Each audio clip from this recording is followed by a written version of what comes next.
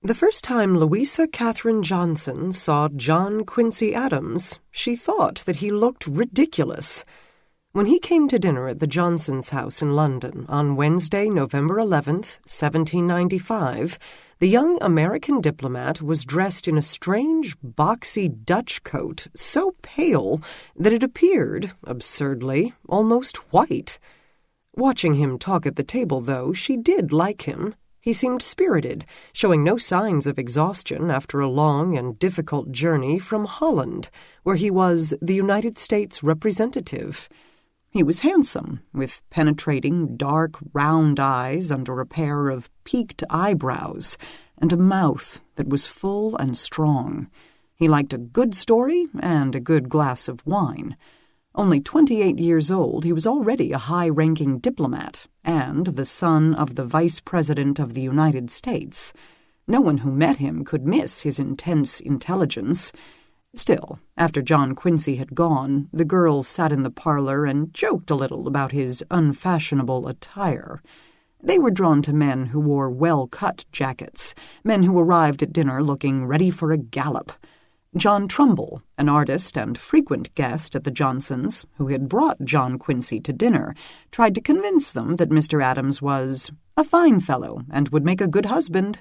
The sisters laughed.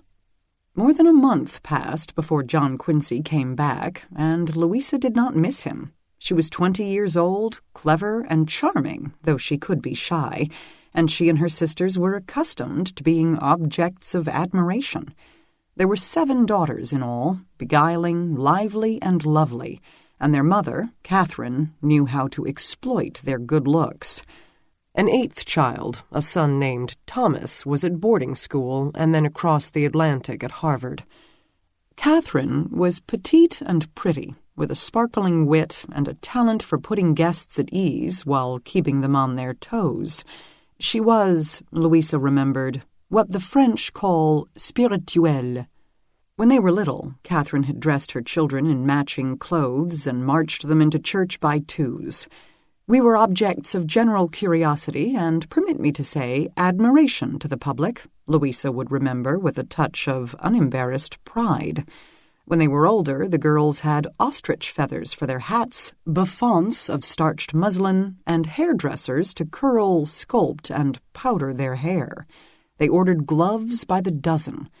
The 3 oldest, Nancy was 22, 2 years older than Louisa, and Caroline, 18, 2 years younger, had already been introduced to society, and society was happy to be introduced to them. There were frequent visitors to entertain them, dinners with dignitaries, merchants, scientists, ministers, British abolitionists, wealthy American plantation owners, young men and old. Their elegant house, number 8 Cooper's Row on Tower Hill, perched above the Thames and the Tower of London, was known as a welcoming place. Visitors from the United States were treated especially well. Louisa's father, Joshua Johnson, a merchant from Maryland, was the American consul in London, appointed by Secretary of State Thomas Jefferson in 1790. He interpreted his responsibilities liberally. Perhaps a little self-interestedly, too, which was not uncommon for a consul. His ships carried Americans' mail to and from the United States. He found them a doctor when they were sick. He pled their case when they were in trouble. He offered his house as their haven. Americans came to Cooper's Row to collect their letters and stayed for tea. They came to discuss a trading scheme and found themselves at dinner. After dinner, they would linger for card games, conversation, and music in the parlor. They came for the comforts of the sofa in the parlor, the oil paintings on the walls, the cook in the kitchen, the harp in the corner, and the 11 servants who would suddenly appear at their elbow to whisk away their finished plates or materialize in the drawing-room with a glass of good brandy. They also came, perhaps, for the women. Louisa barely noticed John Quincy's reappearance at the dinner table in December, but he returned and returned again. He could be found on Tower Hill almost every night. He would linger after dinner with the sisters to watch their skits, play their games, and listen to their laughter. He teased them, and was teased. They called him Mr. Quiz.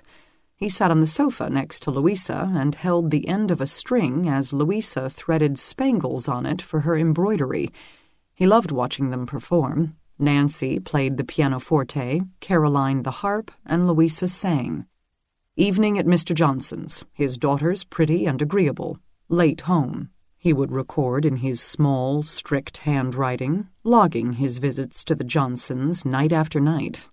He was drawn to them, this warm, feminine circle, to the sound of a soprano voice, the mellifluous laughter, the suggestion of a life not of strain and hardship, but of modestly easy luxury. It was so different from the atmosphere of expectations in which he'd been raised, so different from what he'd told himself he wanted.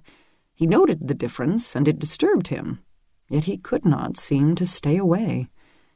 The Johnson sisters could sense the increasing attention from this almost stranger, serious and somewhat supercilious, though not unable to smile. He was unusual, but then there were ways in which they were unusual too, and perhaps Louisa most of all.